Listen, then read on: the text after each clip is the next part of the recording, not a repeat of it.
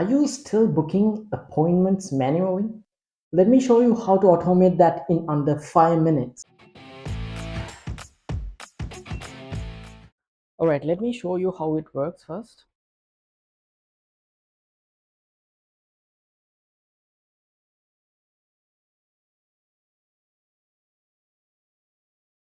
So as you can see, the appointment booking has been successful. So let me open up the Google Calendar and show you. So here it is. Here's the appointment just got created automatically. Alright, let me show you how I automate the entire process using Voiceflow and Zapier. I'm currently building an AI appointment scheduler for dental clinics, and this workflow is a part of that project. And I'll show you exactly how to automate bookings from Chatbot to Google Calendar using Zapier. So let's jump into Voiceflow. First, we are capturing the key inputs. This is the starting point, and the first one we are checking if the user or the client is a new client or a returning client. And if it is a returning client, we are taking him through this path. So first we are capturing the reason, the primary reason for the visit, and secondly we are capturing the appointment date. Now this is an important part because we have to use a specific format to pass it into Zapier to create the actual booking on Google Calendar. So to collect or capture appointment date variable, we are using a capture step. So you can find that step in the listen and capture step is right here. So you can just drag and drop here, and you can choose an entity or to capture the entire user reply. So in this case, let me delete this one. So in this case, we are actually capturing the entire user reply and saving it to a new variable that I created called appointment date. So you can use an existing variable as well. Normally you can use last utterance variable as well, but I created a new variable here. So once we set that up, when we run the chatbot, it will store the date, the appointment date in this variable. So the next step is to convert that natural language date and time into the specific format that is needed to book an appointment on Google Calendar. So let me show you what that format looks like first. So here's the specific format that we have to convert the date into. So to do that, we are using a set step. So I'll show you this step a little later. So let me show you the set step real quick. So as you can see, we can set a variable here, obviously. So once you click on this plus button, we have two options to set values. One is we can set a direct value or an expression using JavaScript, or we can use a prompt to set a variable. So in this case, we are using a prompt to convert the natural language date into the format that I showed you just now. Let me delete this one and show you how I have written the prompt to do the conversion. So here is the prompt. Let me open that up. So it's a very small prompt that instructs how to do the format conversion. So let me real quick go through it and explain it to you. Convert the natural language date stored in the appointment underscore date variable. I just showed you this one. This is the one that we capture the natural language date into the full. This is the format standard date time format into this format with the time zone set to Asia Colombo. You can set the time zone according to where you live. And next, I'm instructing it to get the date, get the year specifically, because sometimes it doesn't take the current year simply because these models are trained with a specific set of data, and when this data or this model has been trained last, that is the year it is taking. Since we are not entering the year when we ask for the date and time from the user, we have to append the year to this date format. So to do that, I'm just simply instructing if appointment date does not have a specific year, add the year, current year to it. So I'm giving an example here with the current year.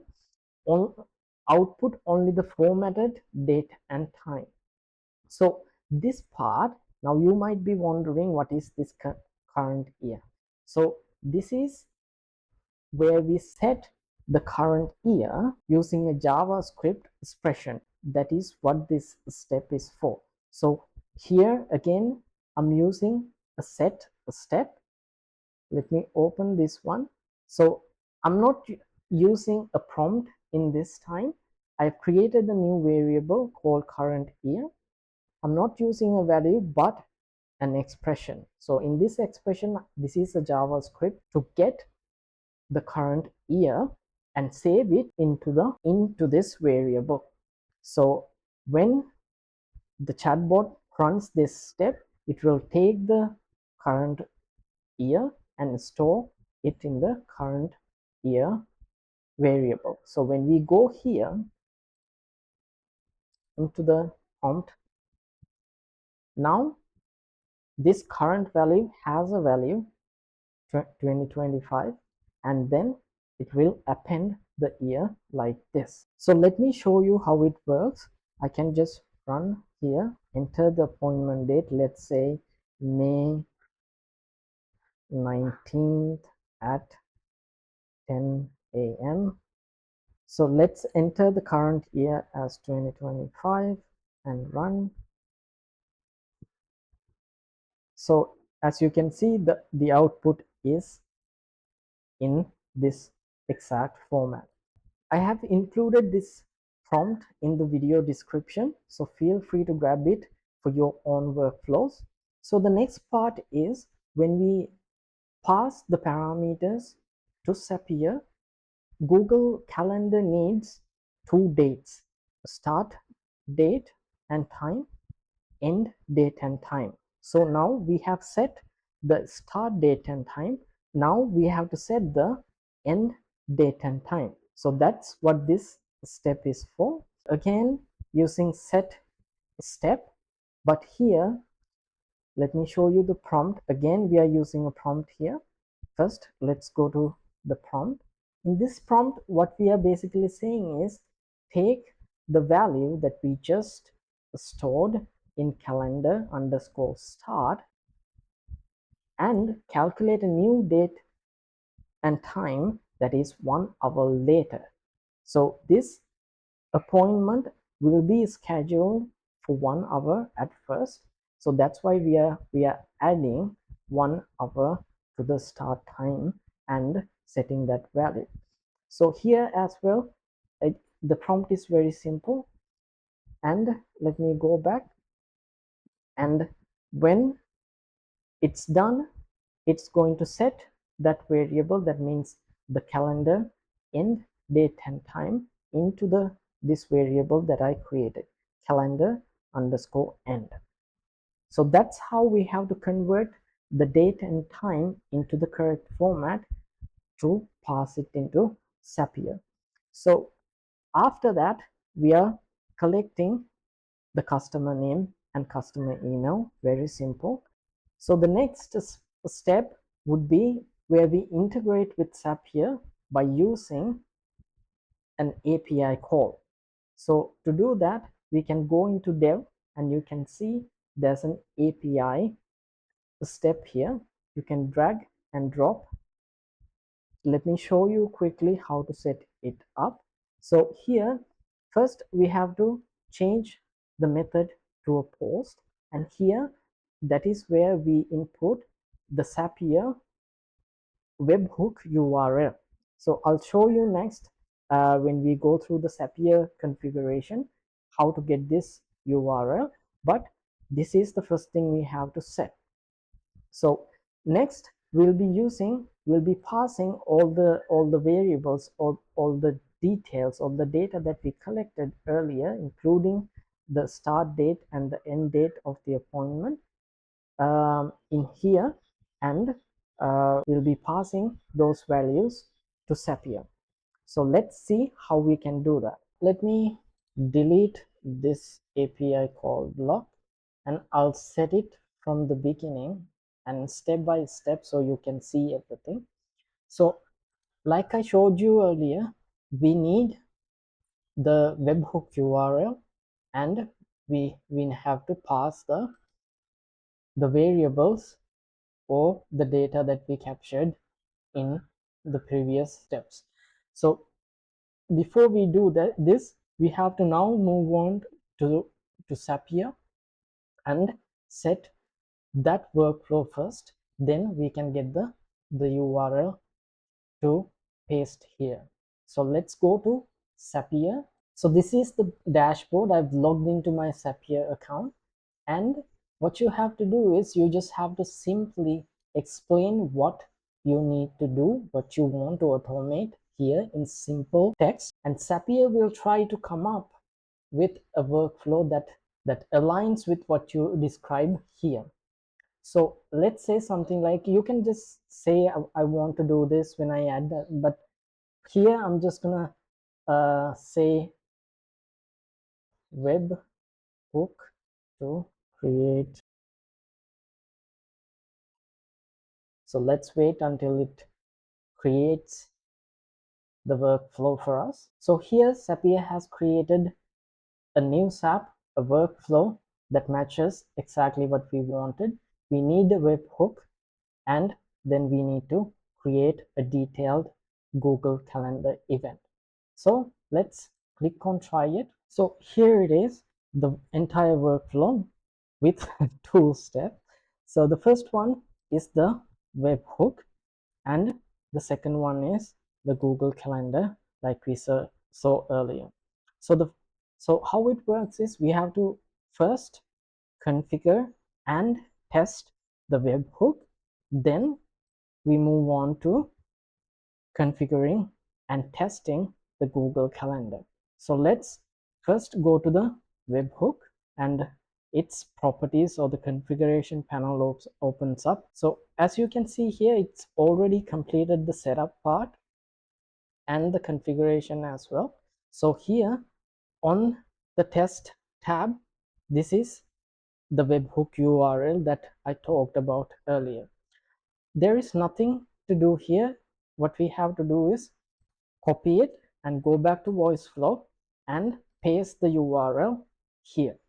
Now going back to Zapier, the next step is we have to test the trigger. Now this webhook, it's listening right now for any input data. So what we have to do is, if you read here, to confirm your trigger is set up correctly, we'll find recent request in your account. So there has to be some recent request for it to test the trigger. So what we have to do first is go back to Voiceflow and send a request to Zapier. So before we do that, we have to configure variables that we have to pass into Zapier. So under the body, we can configure those things, and let's see how to do that. So let's pass the basic details first. Let's say name. So the value, we have created customer name here, and the next one is email. We can select customer email, the start date. Let's choose, you might remember the variable, here it is, calendar start, and let's pass the end date. Let's choose the variable calendar end. So next we'll pass the reason for this appointment. So dental treatments is the variable here.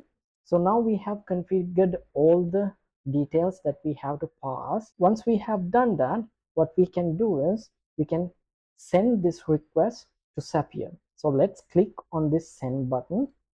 I filled in all the details here. Let's click on send button here to send the request, and as you can see, the request has been sent and the status is success. So let's go back to Zapier, to webhook, and here what we have to do is, now we have sent a request to this webhook. What we have to do is click on this test trigger button, and as you can see, we already have a request A. So when we click on that, we can see all the values that we passed. So the reason is tooth pain, email, name, and the end date and the start date. So now what we have to do is we can continue with the configuration, which will take us to the next step, which is the Google Calendar event. So let's click on continue with selected record. So it's gonna use those data to configure the calendar event here. When we come to the Google Calendar event, we are on the setup step. We have 2 more steps to go. So here you have to select your Google Calendar account that you want to use for this appointment booking. So all you have to do is, now I've already configured that part. There's nothing complicated here. When you first land here, you'll see sign in button. When you click on sign in button, you just have to log into your Gmail account. That's it. So since I've already done that, let's continue to the next step where we have to do the configuration. So the calendar, let's click on this. Now I have several calendars in my account, my Gmail account that we selected in the step, in the setup step. So I'm just gonna, you can choose whatever the calendar that you want to use. So I'm gonna choose Big Rocks, and then the other mandatory fields are start date and time, end date and time. So for the start date and time, we already know what we passed, so we can click on this plus button and go to the webhook, because we already have those values passed into the webhook. So we can choose the variables we want to use here. So for the start date, I'm going to choose start date, and for the end date, I can choose the end date. So after that, you can fill in other details as well. For the summary, let's say appointment with, we can insert the name of the client. So here let's give the description, something like primary concern for the appointment. Then we can select the reason variable that we passed, and now we have configured everything that we have to configure in the configure step. So now let's click on the test step button to test the incoming data or the request. As you can see, the data in that means the input data. We can see all the variables or the data that we passed. So let's click on the test step button, and as you can see now, it's been success and the status is confirmed. That means everything is perfectly fine, and what we have to do now is publish this SAP. So it's been published. What we have to do now is go back to Voiceflow. All we have left to do is connect the flow, the path properly. So I've created separate paths for successful path and failure path. We can click on the API call again and click on the failure path. When we do that, you can see success and failure paths appear on the step. So we can just connect those two and we are done. So all the configuration and setups are done. Let's check if it is actually working fine. Now here I'm on my Google Calendar, and this is the appointment we created in the demo that I showed you at the beginning of this video. So we'll create a new event or an appointment for 12th of May at 1 p.m. So let's test this. I'm going to run this workflow on Voiceflow from the beginning and test this if it is working fine.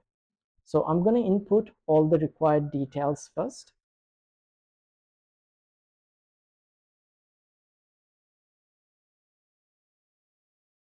So for the date, let's give it May 12th at 1 p.m. Let's give my full name and email address. We don't really have to give a mobile number at this moment. So as you can see, it's giving us the successful message, which is thanks, Alex Smith. You're booked for May 12th at 1 p.m. So let's go back to Google Calendar and check if it has created the event. So as you can see, the calendar event has been created successfully. We can see appointment with Alex Smith, primary concern for the appointment, teeth cleaning. So it's been created successfully, and that's it, guys. Your chatbot can now book appointments directly into Google Calendar. This is just one part of my ongoing AI scheduler project for dental clinics, and there's so much more to come. Hit like button if this helped you. Subscribe if you want more step-by-step AI automation tutorials, and drop a comment if you want me to dive deeper into any part of this setup. Thanks for watching, you guys. See you in the next one.